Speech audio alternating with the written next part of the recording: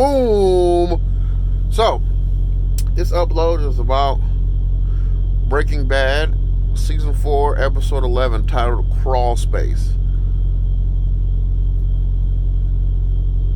I think I've had this... I think I've said this before. I know I've said this before. Really, I'm speechless. This episode...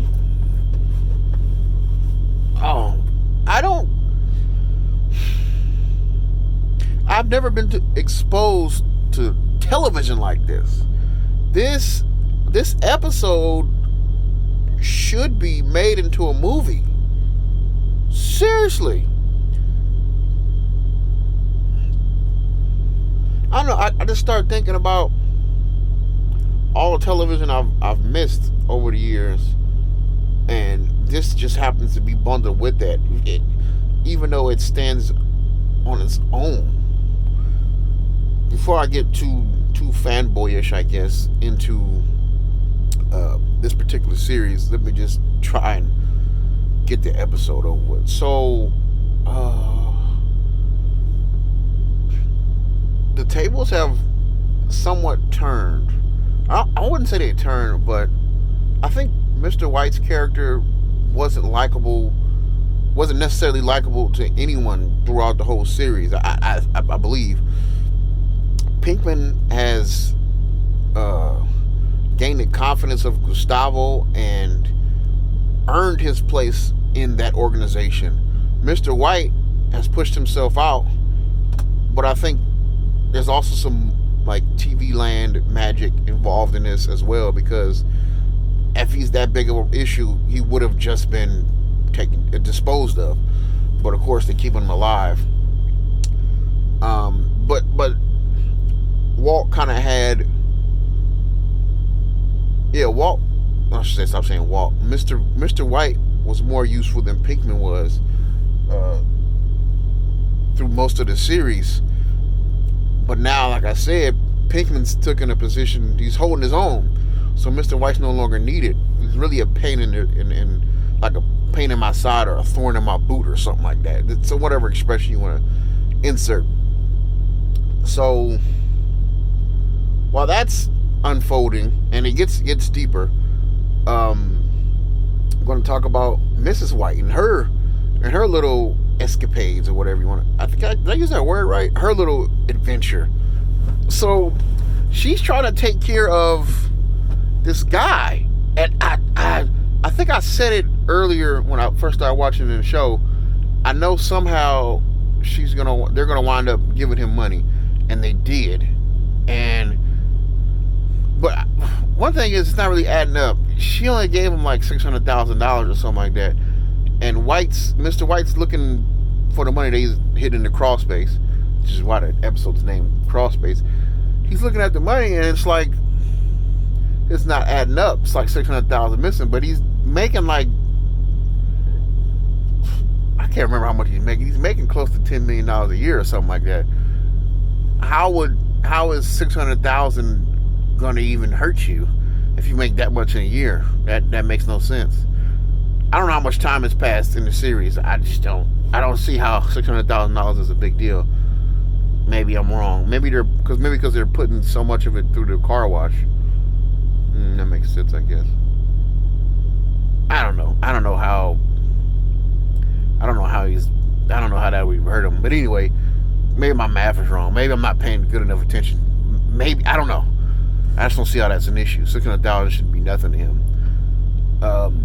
But anyway, Mrs. White, in order to save herself from being put under a microscope, her and her husband, of course, or whatever, her and Mr. White, the Whites, in order not to have them put under a microscope and then investigate where their source of income is coming from, she decides to pay off her old boss's debt, even because she was doing she was taking care of his books. It's not working out, but they played it so well in this episode. So at the beginning of the episode, end of the last episode, she winds up telling him that, I'm the one that actually gave you the money. It's not from some lost aunt, blah, blah, blah. Of course, he wants money, wants more. It's a classic situation that happens in real life so many times. Usually between a parent and a kid. Okay, I'll give you this money because you need to pay for XYZ, school books or car payment or whatever. He's like, oh, thank you so much. I really need to take care of this car payment, or these books are really expensive. Okay, whatever. And they take that money.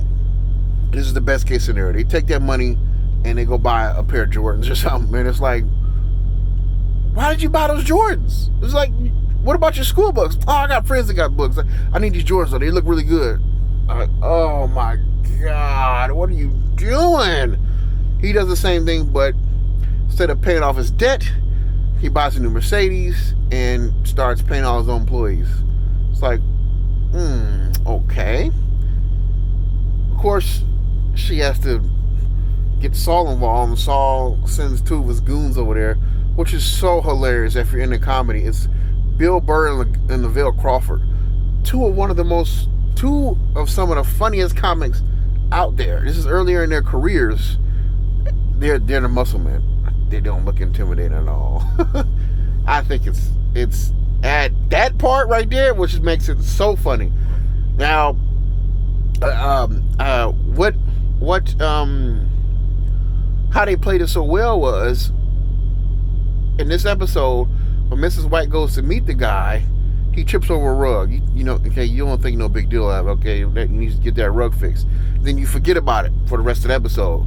Then it comes back into play later on when the two thugs come, forcing him to sign the paperwork and the check. He does that, but for some reason he decides to run. He trips over that carpet and goes headfirst into a counter, and he breaks his neck. Right? It's unbelievably hilarious. So then you have that situation to deal with. So, but as things are continuing to unfold, like I said, Pinkman has earned his spot in the organization, and he's happy with the girl from rehab and the little kid. But Mr. White is definitely feeling left out. I can say the least.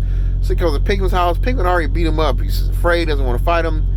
And they have their little interchange. It's like, yeah, whatever, man. But he doesn't know that Pinkman's already done a lot to keep him alive, of course.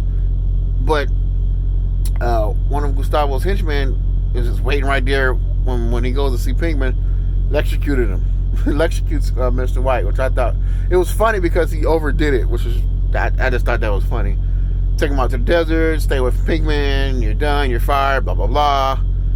He decides to try and disappear. He's, like I said, he's looking for this money, but to me, if he's making so much money, $600,000 shouldn't even the amount of money he's making, $600,000 shouldn't, like, oh, $600,000 gone? Okay. It should be like that, but he's like, no, it's all gone. Oh, the emotion, I'm telling you, the emotion that comes out of him and out of Mrs. White in that scene, that whole scene is done so well. I mean, you can hear him laughing in the background when she's trying to compose herself and talk to her sister, which I'll get to in a minute. They're panning out from the crawl space up to the ceiling while they're looking at him down there. He's like, it's all over. I tried, something I could do. He's going through this range of emotions. He's like scared and angry. Then he's just like laughing, like there's nothing I can do. I think as a human, most people have been through a situation like that. May not have been as severe as this fictional situation, but in some instances, it's had to have happened. I can't recall one that's happened to me, but I know I've been somewhere where I've tried my hardest to complete something, and it, for whatever reason, just didn't happen. And you just like, well, that's it. I've run out of options. So I'm assuming, it's over with. And you will get a laugh out of that.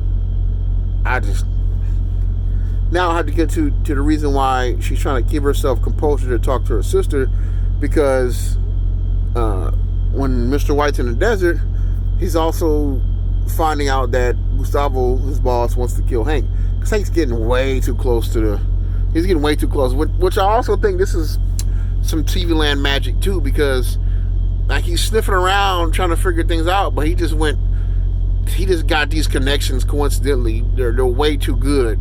He started lining them up. Boom, boom, boom, boom, boom. And he's right on the trail. So I'm so excited to see what happens. I'm so excited to see what happens in the next episode. I'm not sure what's going to happen, but I'm really excited to see what's going to happen. Now, what else was I going to say about this episode? Oh, I think I skipped over the part that they're going to kill. They were trying to kill Hank, and then Saul calls an anonymous tip to the DAA. So now they're watching him or whatever. I can care less about that character. I don't know, but the emotion that was involved in this episode was like so good. I really can't wait till the next episode. But so we go. Gotta wait.